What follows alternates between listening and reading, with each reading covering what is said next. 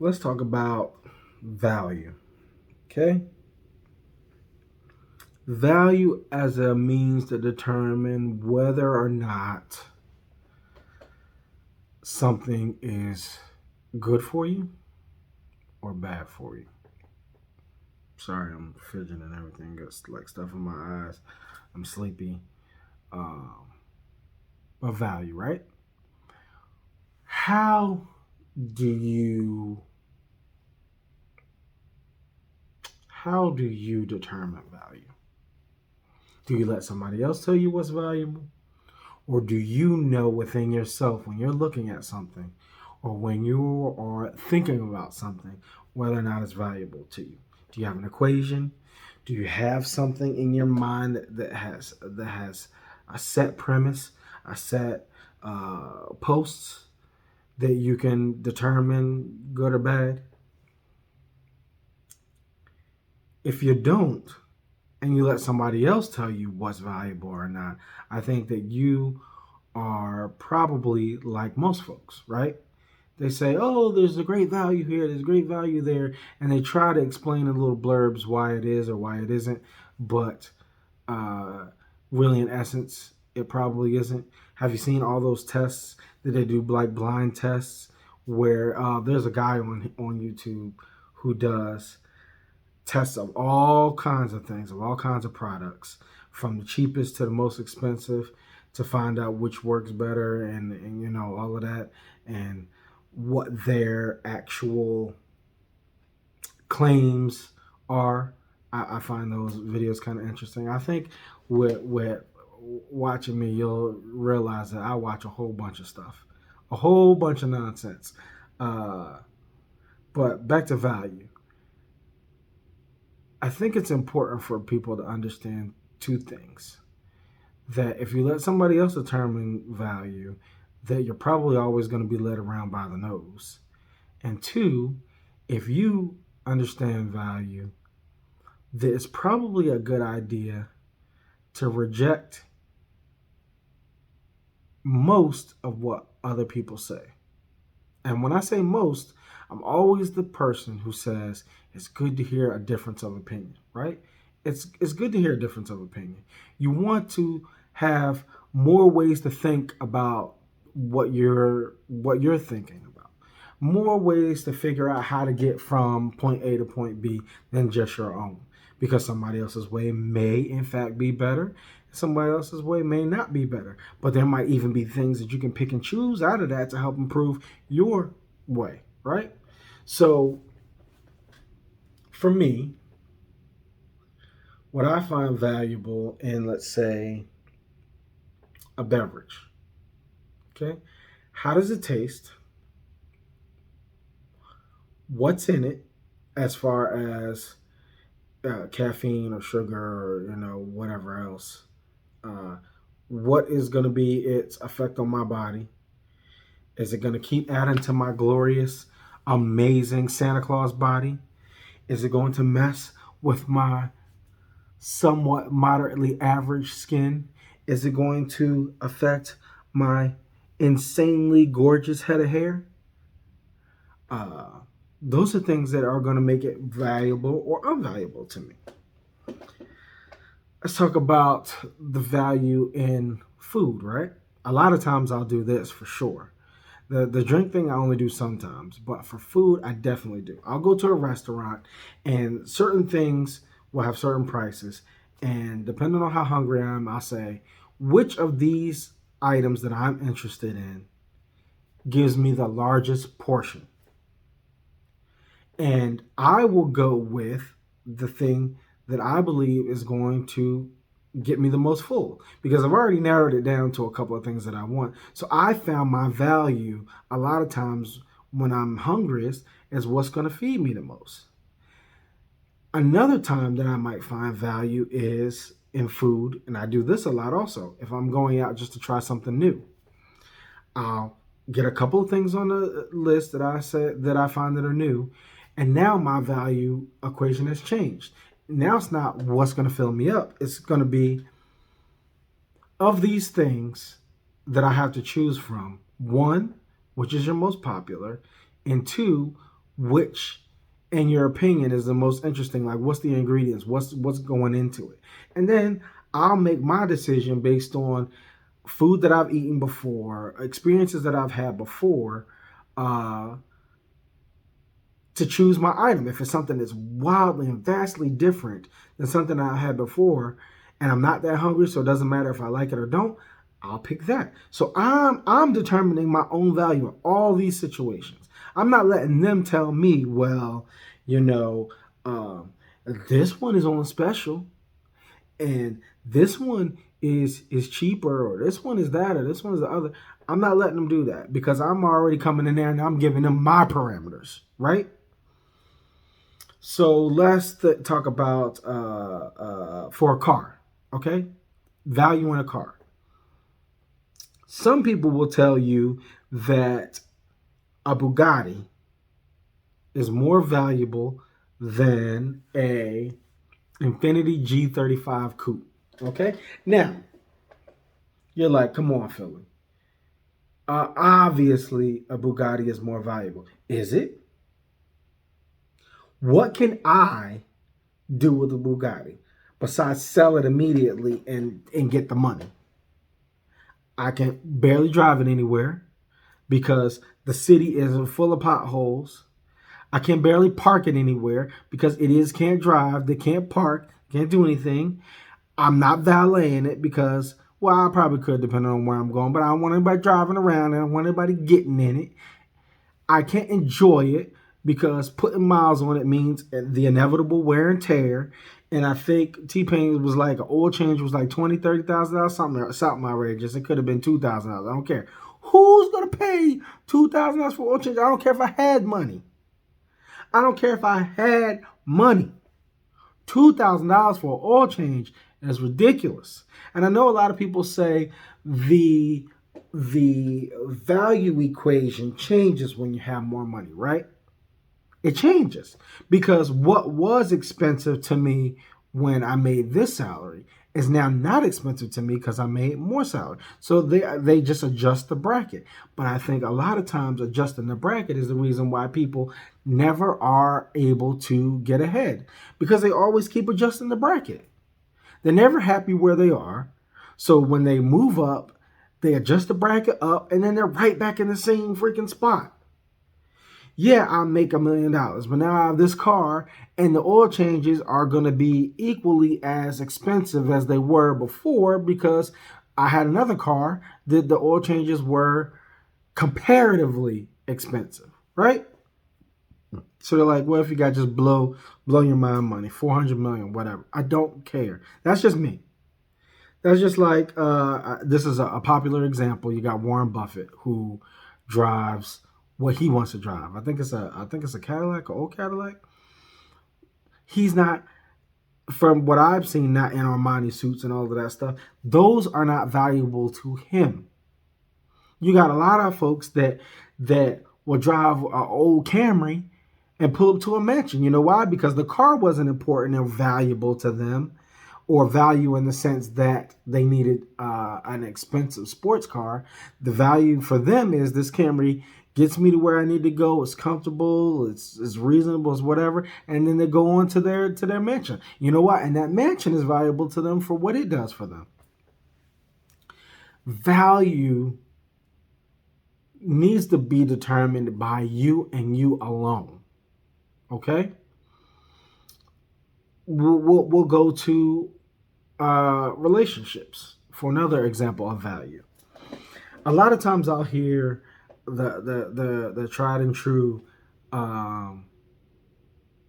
statement that men aren't valuable if they don't make a lot of money or they're not providers or whatever, and women aren't valuable if they're not homemakers, right? Now, you put yourself in this situation. If you're a man, do you care about a woman cooking and cleaning and keeping house? Because if you don't let somebody tell you that that's important. Because for you, you don't care. You'll order out and you'll gladly have it made. What's important to you is that they like anime, or they like skydiving, or they like eating some strange exotic food or whatever. That's what's valuable to you. So you have to determine that for yourself. Or you're a young lady and everybody's saying, "Oh, you got to get this guy that makes all this type of money." Well, is that important to you? Is somebody who spends tons and tons of money important to you, or is somebody that enjoys listening to you and laughing with you, somebody who enjoys the sweaters you make, or the soap operas that you watch, somebody that if you spend, let's say you spend a large amount of time watching a certain show and that brings you happiness and that they enjoy it with you, and that's something that you guys can do together. Now I know that's minor, I'm just making a minor example. You just have to find that value equation for yourself, right? Of course, a clean home and bills paid are important to everybody, but does it take $1 million from the man or a woman who knows not to pour bleach in the dishwasher, or use it to clean a stain out of a black rug? Is that what's more important? Because some of that stuff can be learned and some of that stuff can be worked around by minimizing or doing other things on all aspects. Value has to be determined by you and you alone. And if you try to adopt what somebody else says is valuable, I think you're just going to end up chasing your tail. Because here you are going to be out here looking for this thing, and you might even get the thing and still not be happy. You'd be like, "Oh, I got the lady who cooks and cleans, but she hates anime and she's always complaining about me watching it, and she doesn't want to go to Comic-Con, and she doesn't love Christmas. She's not a Christmas person, but she cooks and cleans, and she gives me sex, but you know, I'm all right with having sex once a month or once every 2 months or 3 months or whatever you're comfortable with." So now you're miserable. You got the cooker and the cleaner and the sex goddess, but you're unhappy. And then opposite end, you got the rich guy, or whatever, the guy that's making all the money and providing, and anything you want to buy he can get. But you're like, "I don't care about this. I don't care about buying stuff. I just want to go to the park and sit on a bench and read a book or play with the dog or do something else that doesn't require all of that." And because he's always gone making the money, he doesn't get to sit and enjoy these things with me that makes me happy and that brings me joy and being fulfilled, right? There really isn't, in my opinion, a one size fits all. That's why there's so many different people on the planet, so many different personalities, so many different races, so many different languages, so many different everything. I think God intended it that way. This is just my opinion. He made all of this, right? He made it all jumbled up. And he said, "Listen, you got free will." Free will. That means you don't have to adopt all this other stuff except for his dynamics and his laws. And I'm not a Bible thumper, and I'm definitely in a backslidden state, so I'm not trying to preach to nobody. I do believe what I believe. I believe in God and his divine order, but unfortunately, I would have to say, if I were to pass right now, I'd be cracking the flames wide open. I don't want that for my life. I really, really hope to be able to escape that fate. But I believe in that creation, and that you don't have to be a one size fits all for value in your life, be it relationships, be it the things you buy, be it the things that you consume, be it the things that you look at, which is also a form of consumption, be it the things that you interact with. I'd say that if the thing that you are interested in, right, if it gives you the feeling on the inside, plainly, just try and blank your mind and blank your emotions. Try to. It's hard sometimes. I understand that, even for myself. But try and blank your emotions and feel what the thing that you're doing does for you, what the person you're around does for you, what the thing that you eat or that you watch or that you partake in does for you. It gives you an uneasy feeling, maybe that's something you steer clear of. If it gives you a good feeling, maybe that's something you engage more in. But you make that determination. Don't let somebody else make it for you. That's my best advice that I can give to folks, because that's how I live. So of course, how I live is going to be my advice to people. If I like a car, I like it for myself. My number one all-time car, and I've driven lots of different things, and I've been fortunate to own some cars. My number one car is a 2003 Infiniti G35 Coupe. I love how it sounds. I love how it drives. I love everything about it. Unfortunately, crashed. Some knucklehead crashed into me and totaled it. And when I had a chance to repurchase one, the blurb wanted something else. So as a husband, you just you do what your wife wants. So I never got to get back in it. And even owning things that people would consider nicer, better, I love that vehicle way more and wish I still had it to this day. So that's my value in that. If I see a woman that I find attractive, but her personality stinks, I'm out. I could find somebody that's less attractive, which people would say I should value less. I remember this one time. This just came to my mind. I was dating a young lady, and she wanted to get married quick, real quick. And she was like, I know what I want. I want you. I want to be married to you. And I was just like, yeah, I barely know you. And I mean, barely know you in the grand scheme of things to get married to you. No, I'm done. I'm out. This is not for me. And a lot of people knew about our relationship. And she was a good looking sister. She was decent looking, in my eyes, she was decent looking. And guys will be like, I heard y'all broke up. What is wrong with you? Do you see that chocolate sister? And I'm like, yeah, she's attractive. And I didn't tell them, I never told them what happened. But I just say, yeah, it just didn't work out, Best of luck to her and in her endeavors. But for me, no. And they just couldn't imagine it. I had all of this, and I was enjoyable sex and everything else, but I wasn't about to put myself in that situation with her. I know what's valuable to me, and valuable to me is if I'm going to marry you, I have to know you. I have to spend time with you. I have to get to know your ins and outs, your habits, and this, that, or the other. You get to see more of your life to know if I want to commit my life to you. So everybody just thought I was a moron for leaving that woman. But it's just like, no. I determine what's valuable to me, not everybody else. Not what you see, not what you think, not what you feel.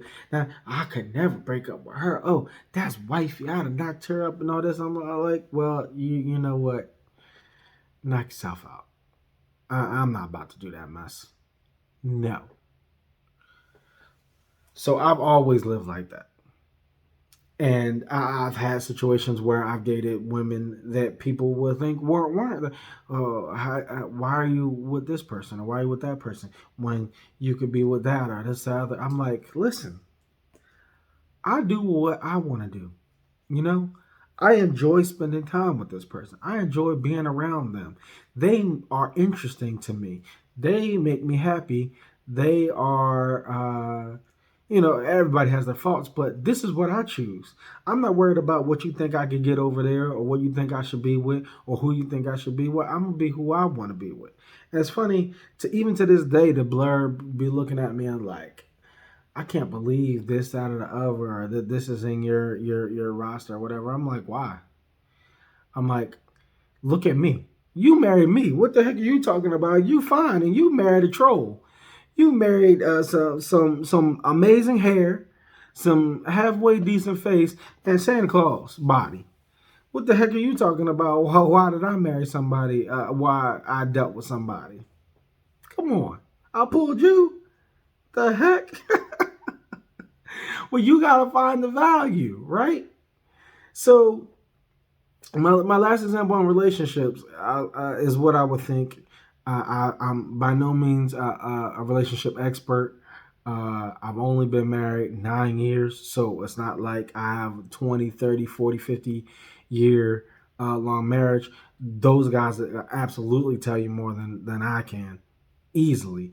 But for me, in my experience, I look for and deal with and continue to be happy with being married to um what was I trying to say?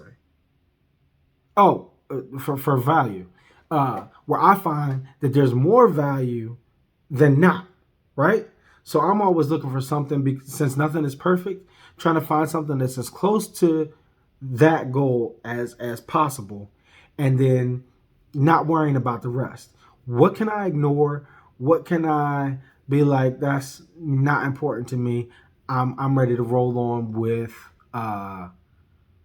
what I got. So that's valuable to me. What's valuable to me is only determined by me. Nobody else can tell me that. Nobody else can try and sway my thoughts on that, except for to tell me how I might think differently and how I might evaluate a situation differently to come out with a positive result, but a positive result for myself. Not for what they want, not for what they think, but for to help me think further about what I want.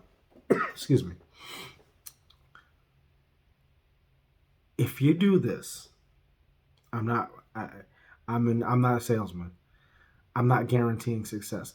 What I am guaranteeing you is a different way to think and to go about your daily life. Just another way to think about things. And that's what I hope to always do is either get you to think about other things or to get you to understand that I'm a crazy guy and I'm just sitting here in front of this camera talking. One of those two things, by the time you watch a couple of minutes of my videos, you should come to that conclusion, right? For sure.